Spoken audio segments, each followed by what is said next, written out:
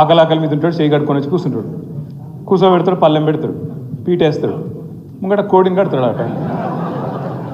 ఏమాయంటే చూడు దాన్ని చూసుకుంటా దీను రేవంత్ రెడ్డి ప్రభుత్వం కదా కూడా అంతే. ఏదిరా పోయి 6 గ్యారెంటీలు, ఏదిరా 420 హామీలు, అవ్వ వస్తూనే ఉంది. రేషన్ కార్డులు అని చెప్పి ఎన్ని రోజులే ఆగాలి, రేషన్ కార్డులు అని చెప్పి ఎన్ని రోజులే కొత్త రేషన్ కార్డులని చెప్పబట్టికి 1.5 year దరఖాస్తులు అన్నారు, ప్రజాపాలన అన్నారు, 1 కోటి మందితో దరఖాస్తులు పెట్టించారు. ఒక్క కార్డు వచ్చింది ఎక్కడైనా?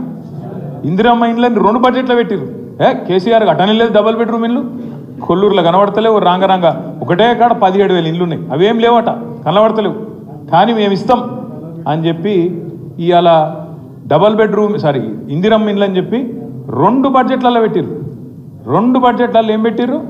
మేము ఖచ్చితంగా ఒక్కొక్క నియోజకవర్గానికి 3,500 4,000 ఇల్లు ఇస్తామని చెప్పారు. మరి కాగితాలు ఇచ్చినరో సచ్చిరో నాకైతే తెలియదు, కానీ మరి ఎక్కడ ఇల్లు ఒక ఇటుకరాయి పెట్టింది లేదు, పునాది తవ్వింది తెలియని లేదు. ఇంకా అలా చెప్పారు మిగతా వాళ్ళకి 5 లక్షలు, ఎస్సీ ఎస్టీలకు 6 లక్షలు అన్నారు.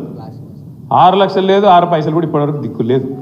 వాస్తవం ఏంటి అంటే ఇలా కాంగ్రెస్ పార్టీ పూర్తి స్థాయిలో ఫెయిల్ అయింది. నెగిటివ్ పాలిటిక్స్తోని పేదవాడి మీద తన ప్రతాపం చూపెట్టి ఇచ్చిన మాట నిలబెట్టుకోక ఇప్పటికే కాంగ్రెస్ ఖతమైపోయే పరిస్థితి వచ్చింది. ఇలా శ్రీరామ్ రెడ్డి గారు, నరోత్తమ్ రెడ్డి గారు గొప్ప మాట అన్నారు. ఏమన్నాడు ఆయన? కేసీఆర్ ఉన్నప్పుడు గల్లా ఎగిరేసుకొని తిరిగే విధంగా పనిచేసినాం సర్పంచులు అని. ఆయన చెప్పుడే కాదు, కేంద్ర ప్రభుత్వం ఇచ్చే అవార్డులు, పంచాయతీరాజ్ దినోత్సవం నాడు ఇచ్చే అవార్డులు మొత్తం భారతదేశంలో మన జనాభా 3% కంటే తక్కువ ఉంటుంది తెలంగాణది. కానీ 3% కంటే తక్కువ ఉన్న తెలంగాణ దేశ జనాభాలో 30% అవార్డులు ఉత్తమ పంచాయతీలకు గెలుచుకున్నది కేసీఆర్ గారి నాయకత్వంలో. అది కాదా? ఏదన్నా ఒక రాష్ట్రంలో ఈ భారతదేశంలో ప్రతి పల్లెకు ఒక నర్సరీ ఉన్న ఊరు చూపెడతారా? నాకు ఒక రాష్ట్రం చూపెడతారా ఈ దేశంలో? ప్రతి పల్లెకు ఒక నర్సరీ, ప్రతి పల్లెకు ఒక పల్లె ప్రకృతి వనం. జనరల్గా పార్కులు హైదరాబాద్లో ఉంటాయి, పట్టణాల్లో ఉంటాయి. కానీ కేసీఆర్ గారి నాయకత్వంలో ప్రతి పల్లెలో, ప్రతి పల్లెటూరులో ఒక పార్కు కట్టినాం, పల్లె ప్రకృతి వనం.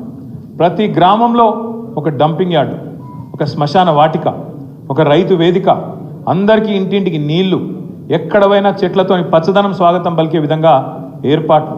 ఎవరన్నా చేసినరా ఇంత లోతుగా అధ్యయనం చేసి పల్లెటూళ్ళకి ఏం కావాలి, పట్టణానికి ఏం కావాలి, పల్లెటూళ్ళకి కావాల్సినవి పల్లెటూళ్ళు చేయాలి, పట్టణంలో అవసరం పడే అండర్ పాసులు, స్కైవేలు, ఇక్కడికి రావాల్సిన ఐటీ కంపెనీలు, ఇక్కడ కావాల్సిన మోరీలు, రోడ్లు, ఇక్కడ కావాల్సిన స్ట్రీట్ లైట్లు, ఇక్కడ ఏర్పాటు చేయాల్సిన సీసీ కెమెరాలు, ఇక్కడ రక్షణ కోసం తీసుకోవాల్సిన చర్యలు, మెట్రో లాంటి ప్రజా రవాణా సౌకర్యాలు, ఇవన్నీ 10 ఏళ్లలో అటు పల్లెలు ఇటు పట్టణాలు జోడెద్దుల్లాగా పరుగులు పెట్టించలేదా కేసీఆర్ గారు? అటు అభివృద్ధిని ఇటు సంక్షేమాన్ని రెండింటిని కలుపుకొని తీసుకపోలేదా? అందుకే నేను మిమ్మల్ని ప్రార్థించేది, నేను మీతో విజ్ఞప్తి చేసేది, జరిగిన నష్టం ఎన్నికల్లో మన ఓటమితోని మనకు తక్కువ జరిగింది, తెలంగాణ సమాజానికి ఎక్కువ జరిగింది. ఇది అక్షర సత్యం, ఇది వాస్తవం. ఇప్పుడు రాబోయే ఎన్నికల్లో మనం గెలవడం అనేది మన కోసం కాదు, నిజంగా కూడా చెప్తున్నా. తెలంగాణ సమాజానికి మళ్ళీ తిరిగి కేసీఆర్ గారిని ముఖ్యమంత్రి చేసుకోవడం అనేది ఒక చారిత్రక అవసరం. మళ్ళొక్కసారి జరిగిన ఈ నష్టాన్ని పూడ్చుకునే బాధ్యత తప్పకుండా తెలంగాణ సమాజం మీద, మనందరి మీద కూడా ఉన్నది. తెలంగాణ సమాజం అంటే అన్నదమ్ములు మనోళ్ళు బయట వాళ్ళు చూసుకుంటారు, మాకేందని మనం ఇంట్లో అంటే కష్టమవుతుంది. ఖచ్చితంగా ఏప్రిల్ 27 నాడు ఇక్కడికి వచ్చిన ప్రతి ఒక్కరూ, మరి మన ఇంటి పండుగ అది, మన పార్టీ 24 ఏళ్ళు పూర్తి చేసుకొని 25వ సంవత్సరంలో అడుగు పెడుతున్న ఒక అద్భుతమైన సందర్భం. ఈ రాష్ట్రంలో అంటే తెలంగాణ అయినాక తెలంగాణలో ఇదివరకు ఉమ్మడి ఆంధ్రప్రదేశ్లో స్వాతంత్రం వచ్చిన 78 సంవత్సరాల్లో ఎన్నో రాజకీయ పార్టీలు పుట్టినాయి, ఎన్నో పోయినాయి. కానీ విజయవంతంగా నిలదొక్కున్నాయి కేవలం 2 పార్టీలు. ఒకటి ఆనాడు స్వర్గీయ ఎన్టీ రామారావు గారు స్థాపించిన తెలుగుదేశం పార్టీ ఒకటైతే, రెండవది మరి తెలంగాణ ఆత్మగౌరవాన్ని ఆకాశ స్థాయికి తీసుకుపోయి స్వరాష్ట్రాన్ని సాధించిన గులాబీ జెండా మన నాయకుడు కేసీఆర్ గారి నాయకత్వంలో రెండోది. ఈ రికార్డు ఎవరు చెరపలేరు. ఎన్టీఆర్ గారి రికార్డుని ఎవరు కొట్టలేరు, కేసీఆర్ గారి రికార్డును కూడా ఎవరు తారుమారు చేయలేరు. కేసీఆర్ గారి ఆనవాళ్లను తుడి చేస్తానని ఎవరన్నా అనుకుంటే ఆయన కర్మది, ఆయన అజ్ఞానం తప్ప ఇంకోటి కానే కాదు. మనకు రేవంత్ రెడ్డినో ఇంకొకరినో తిట్టాల్సిన అవసరం లేదు. మనం అనవసరంగా వాళ్ళ మీద నోరు వారేసుకొని మన నోరు ఖరాబ్ చేసుకునే అక్కర కూడా లేదు. మనం చేయాల్సిందల్లా ఒకటే, నిజంగా తెలంగాణ ప్రజలకు ఎవరైతే మేలు జరుగుతుంది, ఎవరైతే తెలంగాణ రైతుకు మేలవుతుంది, ఎవరైతే తెలంగాణలో ఉన్న యువతకు మేలవుతుంది, ఎవలకు తెలంగాణ మీద ఎక్కువ ప్రేమ ఉంటుంది ఈ చర్చ మనం గల్లీ గల్లీలో పెట్టాలి. ఎవల వల్ల తెలంగాణ మహిళకు లాభం అవుతుంది, ఎవల వల్ల తెలంగాణలోని పేదలకు లాభం అవుతుంది ఈ చర్చ పెట్టాలి. ఈ సందర్భంగా ఇంకో పార్టీని కూడా మనం మర్చిపోవద్దు.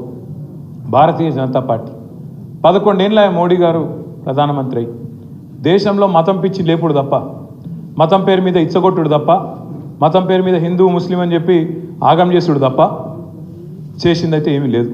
నిన్న మొన్న మీరు చూసింటారు, మొత్తం ప్రపంచ ర్యాంకులలో ఎన్నో వివిధ రకాల రంగాల్లో వెనుకకు పోతా ఉన్నాం. రేవంత్